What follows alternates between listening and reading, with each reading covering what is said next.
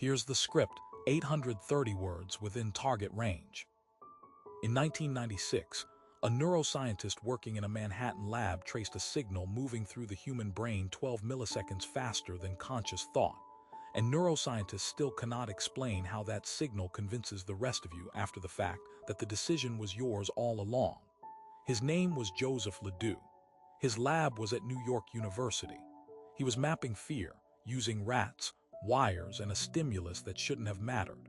What he found didn't stay in the rats. It mapped onto you.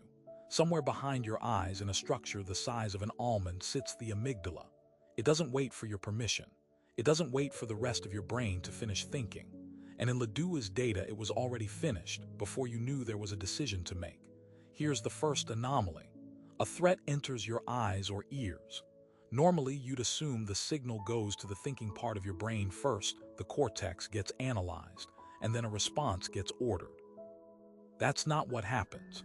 LeDoux found a second route, a direct line from the thalamus straight to the amygdala, skipping the cortex entirely. He called it the low road.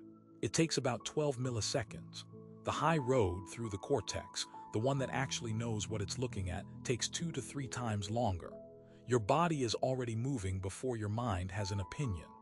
The obvious explanation is that this is just reflex, like pulling your hand off a stove. Nothing mysterious about a hardwired safety switch. Evolution built in a shortcut so you didn't die deliberating over a shadow shaped like a snake. Case closed, you'd think. The amygdala fires first because speed saves lives. The cortex catches up a few hundred milliseconds later, and everyone moves on with their day. That's the version that makes it into textbooks. That's the version that stops being satisfying the moment you look at what happens next, because the cortex doesn't just catch up. It builds a story. Split-brain research from the 1970s and follow-up work through the 2000s found something researchers still argue about: a region in the left hemisphere that manufactures explanations for decisions it didn't make. Neuroscientist Michael Gazzaniga called it the interpreter. Feed it an action it can't account for, and it doesn't say, "I don't know."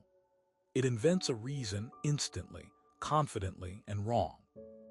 In lab conditions, subjects given a hidden cue would act on it, then explain their own behavior with a motive they'd invented on the spot, fully convinced it was true. Ask them to reconsider, show them the evidence, and they'll defend the invented reason harder, not less. That's not reflex anymore. That's fabrication, running in real time, underneath conscious awareness, every single day, dressed up as free will. Which brings you to the part that still doesn't have an answer. The amygdala hijack isn't rare and isn't reserved for emergencies. It fires during arguments, during a text message read the wrong way, during a merge in traffic, a raised voice at dinner, a stranger standing a little too close in a hallway. The 12-millisecond pathway doesn't check whether the threat is real before it commits your body to a response, a clenched jaw, a shove, a decision to say the thing you'll regret by morning.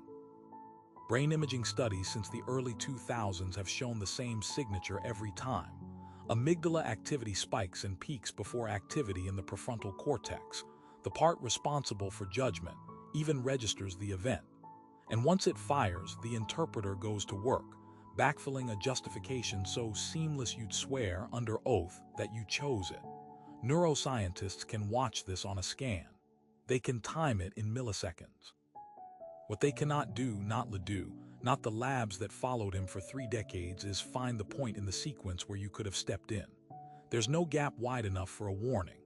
Therapists, monks, meditation researchers have all tried to install a delay, a breath, a pause, a count to 10. It helps marginally with the slow stuff. It does nothing for the 12 milliseconds. That circuit finishes before the technique even starts loading. Pharmacology hasn't cracked it either. Beta blockers like propranolol can blunt the body's response after the fact, the racing heart, the sweat, but the amygdala has already fired and already committed you to a course of action before the drug ever touches it. Some labs have proposed the pathway can be dampened after years of practice. None have shown it can be switched off. Nobody has found the wire to cut. So the signal LeDoux found in 1996 is still firing in your skull right now, faster than the thought you're using to read this sentence. Somewhere behind your eyes, something is already deciding, and by the time you notice, it will have already convinced you it was you. Built around the real low road, thalamus to amygdala, pathway LeDoux documented, plus Gazaniga's interpreter research. So every named detail is a real, checkable finding.